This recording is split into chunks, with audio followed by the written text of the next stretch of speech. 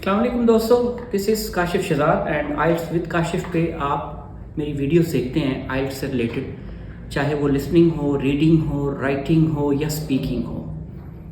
मुख्तलिफ जो मैंने पिछले 7-8 सालों में एक्सपीरियंस किया, एक्सपेरिमेंट किया और मुख्तलिफ तबके से ताल्लुक़ रखने वाले स्टूडेंट जो मेरे पास आए, जो मैंने उनसे सीखा, जो उन्होंने मुझे सिखाया, उससे रिलेटेड जो अपनी थोड़ी सी विजडम आइल्स से रिलेटेड मैं शेयर करता हूँ।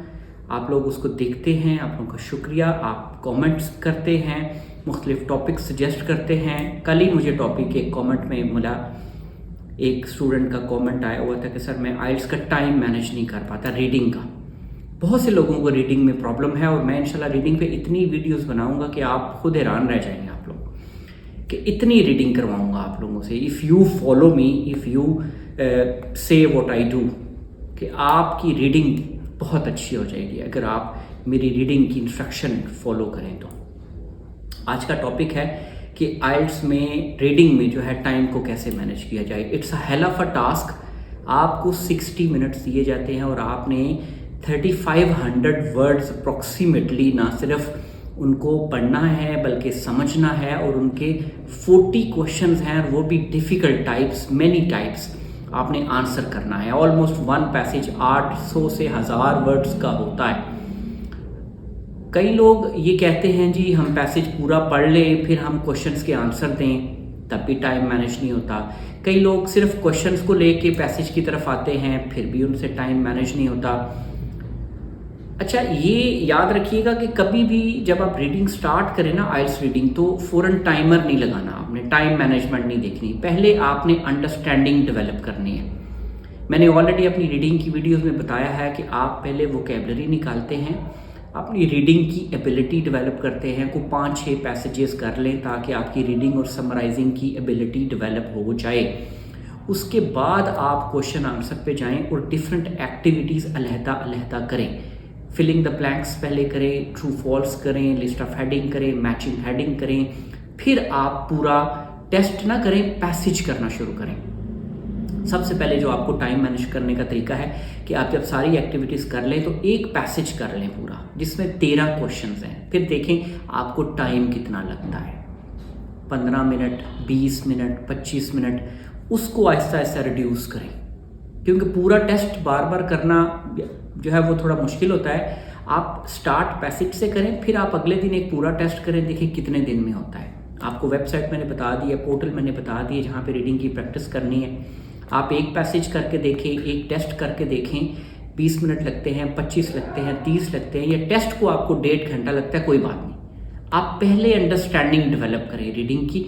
जब आपकी अंडरस्टैंडिंग डेवलप हो जाए तो फिर उसी टाइमिंग को पीछे ड्रैग करना मुश्किल नहीं होता। फिर आप टाइमर लगा लें। आप टाइमर लगाएं। जब आपकी अंडरस्टैंडिंग ठीक हो गई ना, आप क्वेश्चन आंसर कर लेते हैं। अच्छा, यहाँ पे एक चीज़ मेंशन करता जाऊँ कि पहले पैसेज रीड करने वाली जो हिकमत अमली है, जो स्ट्रैटेजी है, वो हर स्टूडेंट को सूट नहीं करती। जो बहुत अच्छे रीडर हैं, जो बुक रीडिंग करते हैं, नॉवेल्स पढ़ते हैं, उनको शायद ये सूट कर जाए कि आपके पास एक पैसेज के लिए 20 मिनट होते हैं। आप 7-8 मिनट में पैसेज पढ़ लें, फिर आप 13 मिनट में 13 क्वेश्चन कर लें। वो 7 मिनट में पढ़ के वो पैसेज तो याद नहीं रहना, आपने फिर दोबारा पीछे जाना है। तो क्यों ना क्वेश्चन को ही उठा के पीछे पैसेज में सर्च किया जाए और पूरे हम 20 मिनट को इस्तेमाल किया जाए। तो बेहतर तरीका यही है कि आप क्वेश्चन उठाएं, पैसेज की तरफ जाएं और उसको ट्रेस करें, ट्रैक करें, अंडरस्टैंड करें, इंटरप्रेट करें और अपना आंसर लिखें। बेहतर हिकमत अमली यही है। एक पैसेज करें, फिर एक पैसेज करें, ब्रेक के बाद फिर एक पैसेज करें, क्योंकि रीडिंग करके भी आपका दिमाग ना ऑलमोस्ट बौखला जाता है। एक दिन में 2 टेस्ट रीडिंग किए जा सकते हैं, एक सुबह के टाइम कर लें, एक शाम के टाइम। बड़े कम बच्चे हैं जो एक टाइम पे 2 रीडिंग टेस्ट करते हैं। It's a hell of a task. You can do 2 to 3 test at one time. अगर आप कर लेते हैं तो बड़ी हिम्मत है आपकी, बड़ा वंडरफुल है, आपकी रीडिंग बड़ी अच्छी है, स्टेमिना अच्छा है।